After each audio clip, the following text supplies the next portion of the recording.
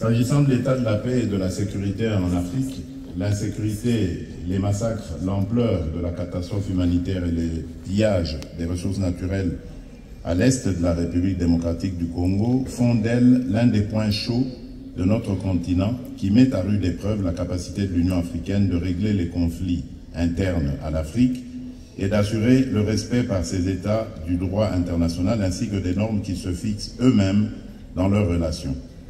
À ce sujet, l'agression de la République démocratique du Congo par le Rwanda, dont l'armée occupe illégalement une partie de la province congolaise du Nord Kivu et appuie le groupe terroriste du M23 pour déstabiliser mon pays, est sans doute l'une des principales causes de la crise sécuritaire, aussi bien dans la partie orientale de mon pays que dans la région des Grands Lacs. Depuis 30 ans, mon pays ne fait que saigner. C'est injuste et inadmissible. C'est pourquoi le gouvernement de la République démocratique du Congo est déterminé à mettre fin à une telle tragédie par tous les moyens. Comme je l'ai dit au sommet quadripartite de Luanda tenu en juillet de l'année dernière, nous ne pouvons plus continuer à tourner en rond avec des discours équilibristes et des vœux pieux. L'implication et la responsabilité du Rwanda dans la crise sécuritaire que connaît la République démocratique du Congo ne sont plus à démontrer ni à contester. Les nombreux rapports des groupes d'experts de l'ONU, les multiples appels à retirer leurs troupes de la République démocratique du Congo et à arrêter l'appui au M23, lancés aux dirigeants rwandais, même par leurs soutiens habituels, en établissent l'évidence.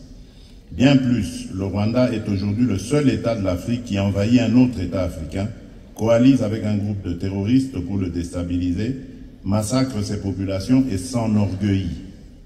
Il est donc grand temps de passer à l'essentiel et au vrai, c'est-à-dire à la mise en œuvre effective du plan de paix issu des processus de Nairobi et de Luanda, qui est la seule voie admise par tous pour solutionner la crise actuelle.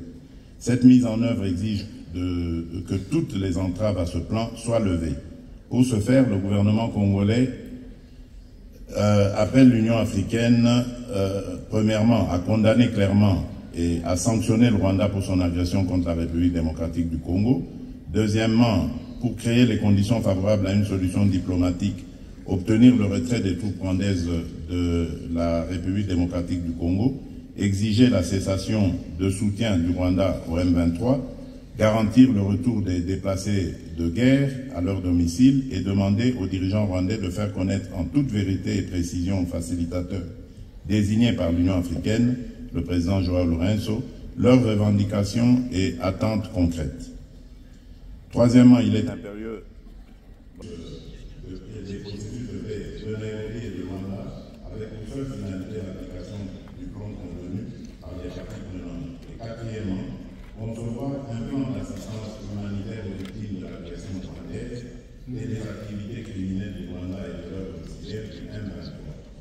Enfin, pour terminer, je dirais mon pays reste à la disposition de la facilitation de toute proposition tendant à une solution juste et durable de la crise. Il va de soi que cette solution ne peut contrarier les droits inaliénables du peuple congolais à l'intégrité de son territoire national, à la souveraineté de son État et à la pleine puissance de ses ressources naturelles. J'ai bien remercié, Monsieur le Président. Encore merci aussi